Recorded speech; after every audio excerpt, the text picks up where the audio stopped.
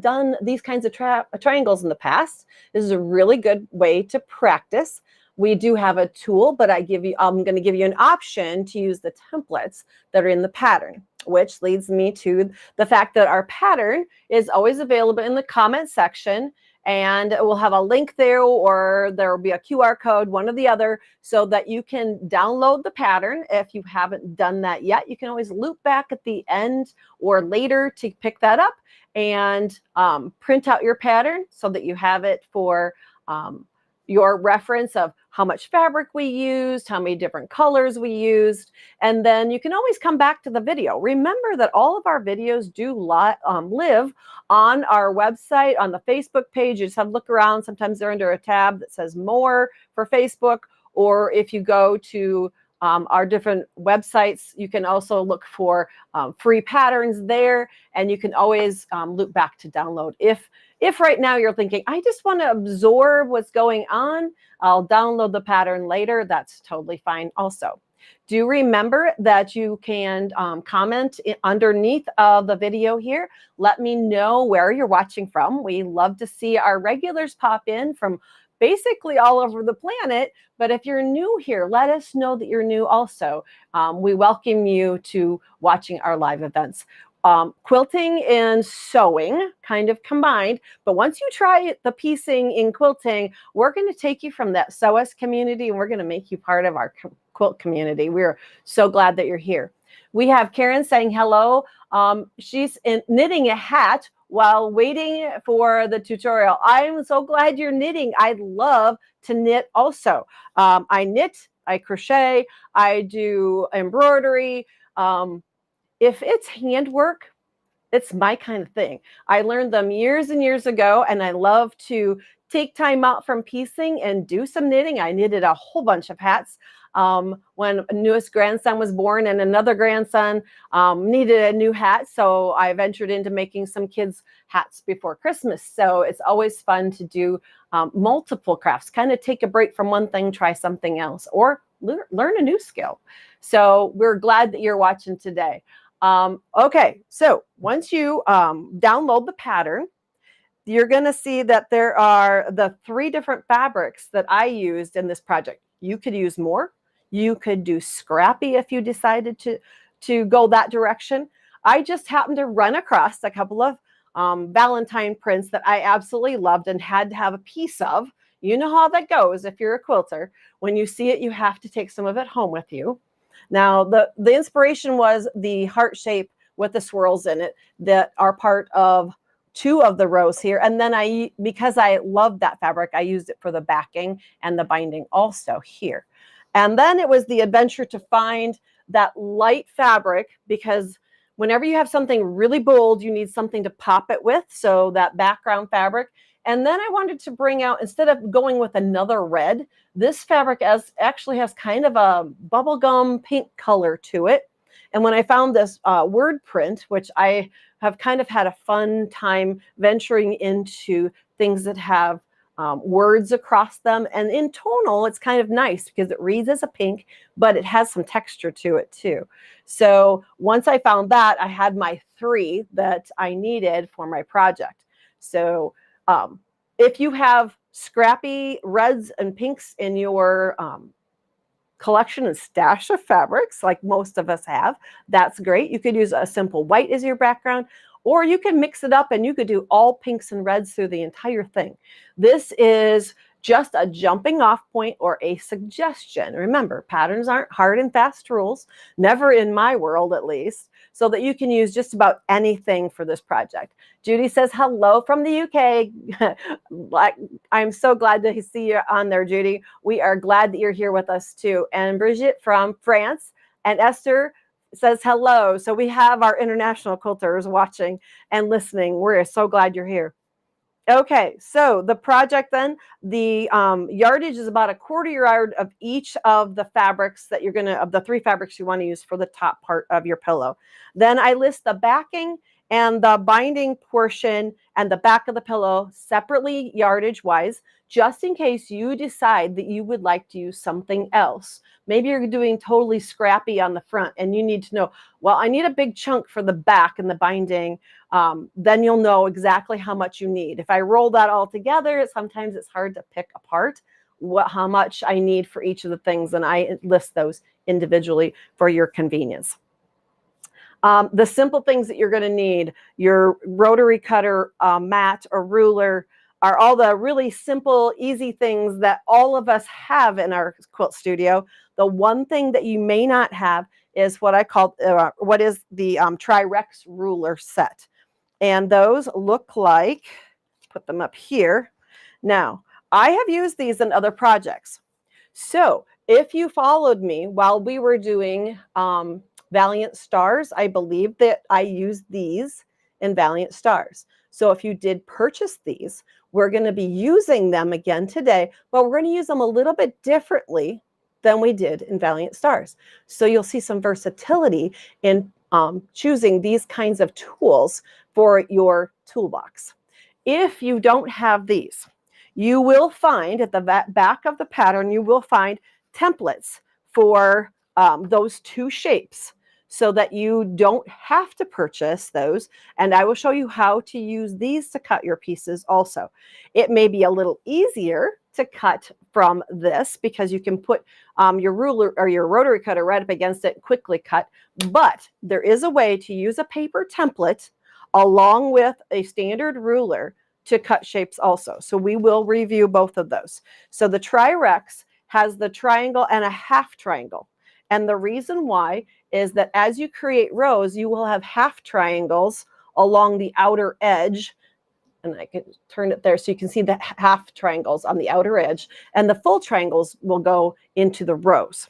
So if you have those, pull them out. We're going to use them, like I said, a little differently than sometimes they are used traditionally to make other blocks. But the fun part about having tools is figuring out the various ways to use them so that they kind of become that go-to ruler. We have Bonnie here from Tucson. And let's see, Luita, I believe, from Kansas, and Linda says hello from Oklahoma City. So we are glad that you are all here today. We are going to be working on love triangles, and we've got our 3 fabrics picked out. One thing I do have listed on there is the also is best press or spray starch. The reason why I suggest possibly using those is that we are going to be cutting pieces off of strips, but when we cut these angles of our triangles, we're going to be cutting bias edges, and bias edges always have a lot of stretch and give to them. So if you are at all nervous about working with that bias edge, that it may get distorted and lose its nice angle, you can spray starch your fabric before you start cutting, okay? Hitting this with best press after you cut it may cause distortion because it's going to absorb into the fibers and it may change shape just slightly as you heat it with an iron. So what you want to do is make sure that you always spray starch the fabric first, then cut your strips, and then cut your triangles. So the best press is listed there, or a spray starch, or whatever your favorite product is, as a kind of a backup. So you know who you are. If you are new to quilting, new to piecing with bias edges, maybe that's something you want to try. I know when I started in quilting, I thought, I don't know, I've never used spray starch, and do I really need it? And after a few piecings, I went, yeah, it probably would help me a lot. It gives you training wheels so that you learn to handle the pieces very delicately, and you don't get distortion as bad, and your strips will, as you're piecing rows in this project, they turn out nice and crisp. So that's a possibility of something that maybe you want to try out if you haven't in the past. Bernice is here from Florida. Sending love to Iowa. Thank you. And Judy says, good morning. A cushion is lovely. Well, You call it a cushion or a pillow, whatever you want to call it. You could actually be made into a wall hanging too, I suppose. If you really got going on this and you wanted something as a backdrop in a bedroom or in a hallway, you could make a lot of things out of what begins as a pillow. So we are going to be cutting our pieces. And like I said, this is a really easy project because all of the strips are cut exactly the same size. So we're going to be cutting 4.5-inch strips of both the background fabric here, the white, and then the pink and the red that make up the kind of the splash of the pillow. So 4.5-inch strips is all we need to do. So I've cut a 4.5-inch strip here, and we are ready to start cutting. Now, I want to talk really briefly about the fact that in the instructions, it will talk about cutting triangles, but it also talks about cutting half triangles, the little pieces here that says cut in mirror image. The reason why mirror image is because the fill-in on the ends aren't the exact same shape. They're actually mirrored of each other. So when you go to cut these, when it says mirror image, make sure that you actually follow how many mirrored image pieces you need. So that means leave your fabric folded, because you can take that mirror image piece off at the very beginning of your cutting. Now this is a short strip, so it fits on my limited space here. But if this is the fold and you have your selvage over on the far end, take the selvage off and square up your end. And leaving it folded, you can easily cut those mirror image with the fabrics basically back to back at this point, so that you use your Tri-Rex tool, the Rex tool for the mirror image, the half triangles. Down one side of the tool, it says 4.5. And that means that the strip width is 4.5. So we're going to lay that on the strip, put the 4.5 line at the bottom of the strip. Then we're going to go in and cut a triangle, or a half triangle, I should say. And we're also going to do the little tiny bend at the top of this triangle. It has an engineered corner, what I call an engineered corner. It's blunted at the top, but there is a little piece cut off the side here. And that will help you in pair and matching up your triangles later in the piecing process. So it's kind of a hint of where things need to line up. Now, by cutting that with back to back like that, you'll see what I mean by mirror image. When I open this up, these now are not the same triangle. They are mirror image, as if looking into the mirror.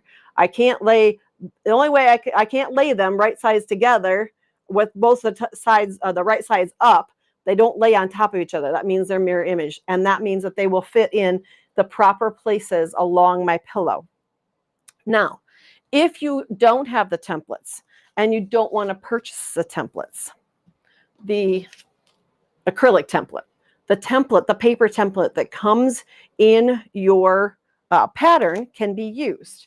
Now, I'm going to square up the end of my fabric, just like I did in the other, or it would be in reference to where the selvages are. You'd take off the selvage pieces, having that, you know, that this is now a right angle, but we have our pieces laying right sides together, or back sides together. We're going to take our paper template and we are going to tape it under our conventional ruler, the one that we do all of our cutting, whether it's an 8x14 or a 6x24, whatever is your favorite ruler that you use when you're cutting strips. We're going to lay this underneath the ruler. I'm going to lay it underneath so that the long side, that angled side, is along the cutting edge of my ruler. And that gives you the clue that I'm going to use the ruler for my cutting. But by putting that underneath of the ruler, now I can use that template. I can line up my 4.5-inch strip with the edges of the paper, and then I know where to cut the angle at. So the paper template works also It's just an extra step that you have to cut out the template. Be very exact when you're cutting it out. Don't shim off the cutting line, and don't leave excess on the outside. Be very exact when you're cutting it. And then by laying the ruler over the top of my strip, lining up the top of that little triangle and the bottom edge, now I can cut along the edge of my ruler, and I get the exact same piece I would with the Tri-Rex ruler. So it is possible to use the paper template in order to cut those pieces if you don't have the tool or you don't intend to invest to purchase the tool. Okay, then we need to also cut our triangles.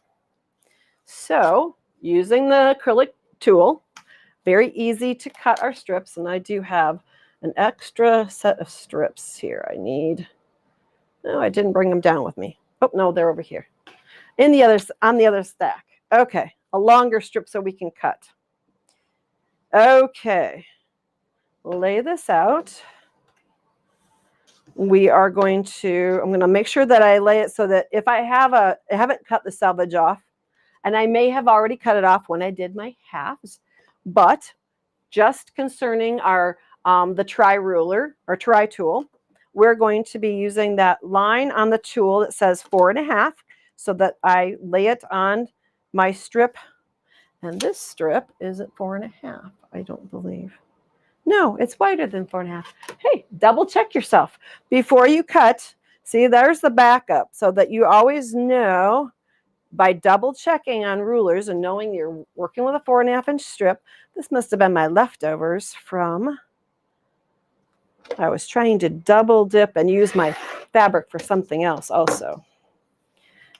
When you have leftovers, you hate to throw fabric away. And you know if you put it in your stash, it just might get lost in there. So 4.5-inch strip, we're going to use our tool. We're going to go down to the 4.5-inch mark on the tool so that we know we have it properly located on our strip. Make sure that that blunted top, that is supposed to be like that. The fabric shouldn't extend beyond the tip of our tool for cutting down both sides, so that we cut our triangles that we need for our project. Now, going down the strip, we just rotate. So we started with the line on the bottom. This time we're going to rotate the tool. We can leave the strip in place, and we can put that 4.5-inch line along the top edge of the strip and work our way down, cutting the required number of triangles.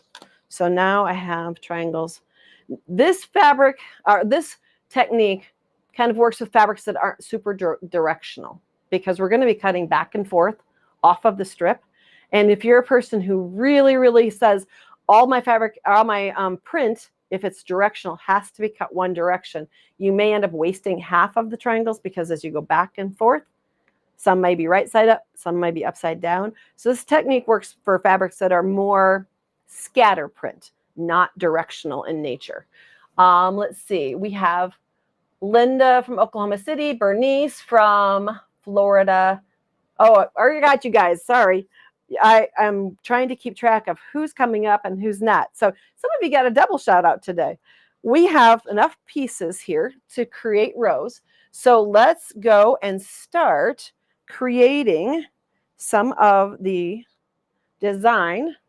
Let's see, I have a couple of half triangles. Let's do this fun row with the hearts in it here. I love this heart print so much. It was my jumping off point. And oops, just so to double back, using the triangle is the same way. You're going to put it underneath your ruler, put a cutting edge here, or the cut edge of your ruler, so that you can line it up with the strip, cut one side, and then you're going to flip your ruler over so you can do the same with the second side. And your entire triangle will be underneath of your template. So those templates work really well if you don't want to purchase the acrylic style. Okay, I want a couple of these so that we can create a row. Move these out of the way. Your pattern We'll also talk about the direction in order to start piecing these together. If you're just working on one row, a lot of us think, well, you just press everything in one direction. But as I was working through it, I really wanted as small lumps and not to have to pin a lot when I was putting my rows together. So when I was working on it, I realized that if I pressed all my seam allowances in one direction here, and then started the second row, which is really backwards for most of us, going from this side and pushed all my seam allowances that direction, then onto the third row, start on this side and work my way across, I would have opposing seams between rows. So the diagram in your pattern will tell you which side of the row to start on. I know it's not very conventional to start on the right-hand side, because we're very, we work according to how we read from left to right. And so make a note, maybe make a star beside it. Row 2 and row 4 work from the opposite direction, and that will really help when you put your rows together. So, or join your rows. Okay, so when I was working on this, it was, how do I put the rows together, and do I offset them? Where do I line them up at? So that there are many different patterns that you can create when you're doing this. You could create something that looks like a zigzag, kind of like Charlie Brown's shirt. I don't like strong zigzags, so I was looking more for something that looked almost like a pendant or kind of a bunting kind of thing with the little pieces hanging down. So that's what I was shooting for as I worked on this project. Now, as you're orienting your rows, and I'm going to do a short row here, I am going to make sure that I orient the triangles are all equal-sided at this point, and they're all the same length. But remember, there's a blunted tip on one end of the triangle. Make sure that those always go to the outer edge of your row. And what I mean by that is, here, let me put one more in place, and then I'll talk through it real quick, because it does help because of that engineering corner and how we're putting these together. It will help get your 1/4 inch seam accurate. And because of that, then your row will stay nice and straight. If not, your row may become kind of jagged as each piece goes on, and it is really hard then to join the rows together. So let's see, we have Denise saying hello from Johannesburg, South Africa, and Helen saying good morning from sunny Virginia, and Cheryl, who says glad to receive notification for this from Idaho. We are glad that you're here.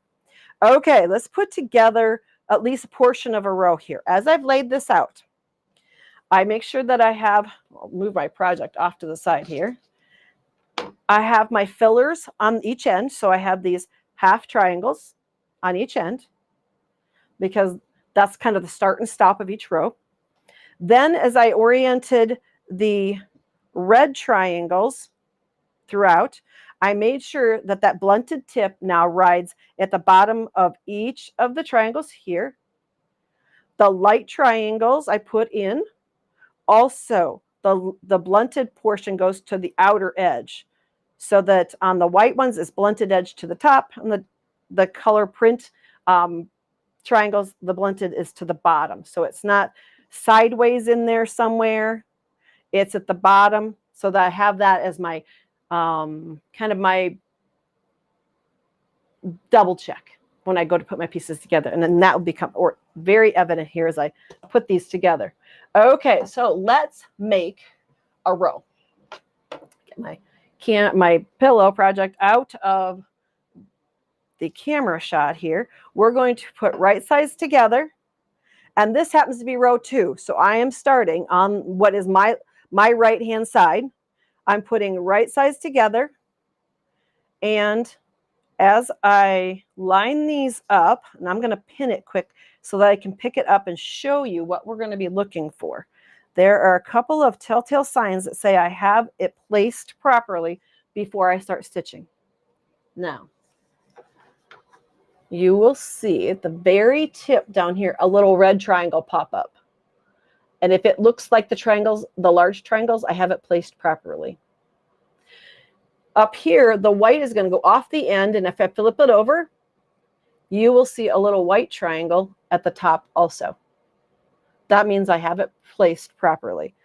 So when I go to put this into the sewing machine, I had the pins on the right side, so you know which direction to put it into the machine. So I know that I can start here and seam this, that my 1/4 inch seam will be accurate.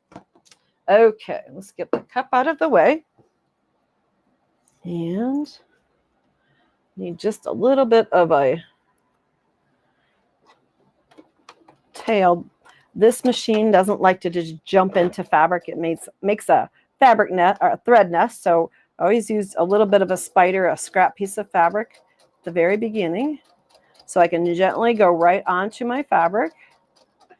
Take up my pins as I approach them. Try not to stretch or pull on the fabric, because remember, these are all bias edges. And that way you'll get a really accurate seam. It goes together. I always trim as I go so I don't have a lot of thread tails. And as we put this out, I'm going to be pressing my seam allowances in row 2 back to the left.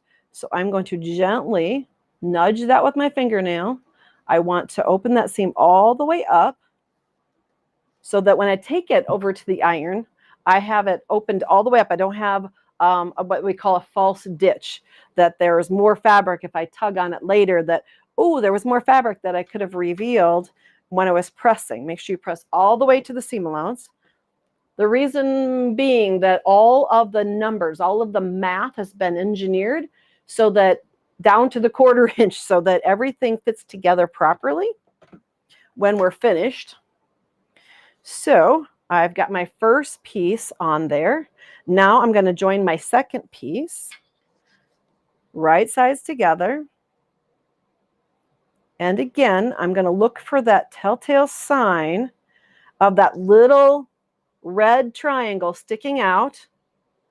And if that is properly placed, then I know that my seam I'm in the right place. And again, a 1/4 inch seam. And I know it's very tempting to just finger press and go and finger press and go. The thing is that it really is important to do that pressing step in between each seam. And it's also very good for us to get up and stand instead of sitting at our sewing machines for extended periods of time. It's good for our circulation. So maybe we're going to call this love triangles and calisthenics, because it's really good to make sure you get up and move periodically when you're piecing. Now, I've got that seamed together. See my little tiny triangles at the very, very top there. I'm always looking for those little telltale signs so that I know that I have my pieces properly positioned so that I can keep my row nice and straight, or as straight as possible. There are times when it won't be perfect. Then laying it back in place so that I can pick up the next piece. It's very hard for me to transfer triangles to the sewing machine, so I tend to have them laid out next to me and then one at a time pick them up so that I don't get them oriented wrong. And again, picking up that piece so that I have my little white triangle sticking out on one end, a red triangle on the other. If at some point you don't have things staying straight, close counts. It doesn't have to be perfect, especially if you've never worked with triangles very much in the past. This is going to be maybe your introduction to these kinds of this kind of piecing. So don't get too worried about it at the very beginning. It will improve over time. But just be always looking for that extension, that little triangle shape, to tell you, yes, you have it in the right place, that it's oriented properly. I'm going to use my fingers to open that seam up all the way. The other thing, when we make sure that that blunted edge is on the outer edge of our piece strip, that also means that the straight of grain is running down through our triangles, which gives the overall structure of our pieced item strength. And if we tip those triangles and put them in sideways, we have a lot of bias across the finished project. If this were a quilt or a wall hanging, and the bias strip was running somehow down through the project, then you would get some possible stretch as it hangs on a wall or is used on a bed. By making sure we're cutting these off strips, we have that stronger straight of grain running down through those pieces, and that will give kind of a structure or a bones to our project, so that if it's used on a bed and someone rolls over and tugs on it or pulls up the blanket or a quilt in the morning to make the bed, it has that strength to the overall structure. Let's see. We have Lisa saying good morning from Wisconsin. Valerie saying hello from Texas. And Karen says, I'm in the UK. Happy to join live. Still a lot of learning for me. You know what? We're all at different points along the journey. That's okay. Being exposed to a lot of fun ideas keeps our enthusiasm for learning alive. That's, I think, how I stayed in quilting. When I first started, I worked for a quilt shop, and I had done, I'd sewn all my life, but I hadn't done a lot of piecing or quilting. And my boss just kept giving me projects. And I thought, I have no idea how to do these things, but I had to try. And that's what kept me going, to learn new techniques, new tricks. And, when you fail at something and have to go back and repeat it, that's when we really lock in those skills. And that sense of accomplishment is really good for our egos too. So sometimes it's kind of fun to jump in, see something new, get inspired, and we try to reinforce best practices over and over here, so that sometimes we're doing a more complicated project, sometimes we're doing an easy project. So this one, we try to come up with projects that are easy to complete, have some interest. Maybe it has to do with a holiday or a season or a special interest, but we try to enjoy the process. Okay, I'm pressing that out with my fingers first, then taking it over to the iron and doing that nice, good press. Let the heat and the weight of the iron do the work. Try not to move back and forth. This isn't ironing. That's what we do on dress shirts. Pressing is what we do on quilts and patchwork. Okay, so let's see, get this back on the base. Okay, so far we're keeping it fairly straight. That is always the goal. So let me put this up so you can see where I'm at here. Whoops, I guess you need to see this direction, and I would still have 2 more pieces to add to this. But the idea is that when we're piecing, where these intersect at the outside edge of the strip, because we're not really creating a block, we're creating a row, which is a little bit different. The idea is from the outer edge, once we trim away the little dog ear here, from the outer edge to the intersection should be 1/4 inch. And again, down here, from the outer edge into that intersection should be 1/4 inch. This one, we were close.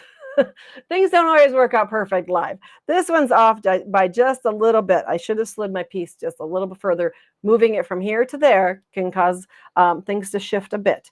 But as you see here, the intersection, now you see that little triangle extended, and we're going to put right sides together. Now I'm going to position this so that I have an extension here of a little triangle here, and I have a little white triangle at the bottom. Right where the tip of that triangle is should be where I start my seam and do 1/4 inch, and it should come out where the fabrics intersect on the other end. Where they crisscross should be kind of your guideline for where you come in and out of your 1/4 inch seaming. Okay, by doing that, you create a nice row. You can go back and take off those little dog ear triangles at the end of piecing an entire row. And then it's all about creating the additional rows. So we've created row 2, and it started with a light on each end. But notice that row 1 and 3 start with a dark print, and then work your way across and end with a dark print. Now, in the putting these rows together, and I remember I said I wanted to have individual white triangles and individual bright triangles so that it looked kind of like pennants hanging up. That's why I positioned the way I did.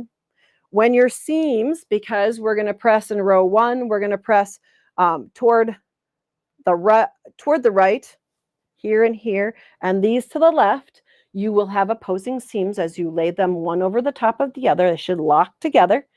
If you'd like to drop a pin into the tip of one and into the tip of the other on the second row, we have other videos you can watch about how to pin match. So do know that our websites also have additional little tips on tricks and doing piecing with triangles. So if you are interested, you can always look into our websites for those. And then once you've joined rows together, the press seam allowances in one direction. So that will finish out the top of your pillow. Now, in order to finish this, I did quilt this as if it was a quilt all on its own, so that it has batting and backing. You can use a simple white fabric or cream color fabric as your backside of the quilt top. So that I just went in and did some simple lines. I didn't want to distract from the fun prints, and it was enough for me to have that simple always to one side of the triangle, so that, or the seam line, so that I had some simple basic beginner level kinds of quilting, so that anyone can accomplish this at any point. And then you'll have instructions in your pattern for how to make a lap back. You cut 2 pieces of fabric that are the same size. You'll hem one side of each of those. So there's a turned under portion here. So this is hemmed under. Stitch it in place and then overlap them so that it matches up with the front portion of your quilt or your pillow. I'm so used to making quilts. And then I'm using binding as to make a corded kind of look to the outer edge. So as a quilter, that was a very easy finish for me. So you're stacking. Make sure that when you go to put this together, you if you've made pillows that are just a simple turn, you would putting right sides together. In this case, it's wrong sides together, because then you just add the binding on the outer edge and finish by hand. So that finishes off our Love Triangles project for today. Maria asks, your instructions and techniques are always very educational. Good. I'm glad that you appreciate that. It's not an easy thing to write instructions. Sometimes we get ahead of ourselves in our head because we know how to do it and we just assume. So I always have to make sure I go back and read to put in some of the small details, because we don't want to lose any of you in the process. Frustration is not supposed to be part of quilting. So we are glad that you joined us today. Remember that you can go back and watch any portion of our video at any time, and that the pattern for Love Triangles is in the comment section. Thanks for joining me.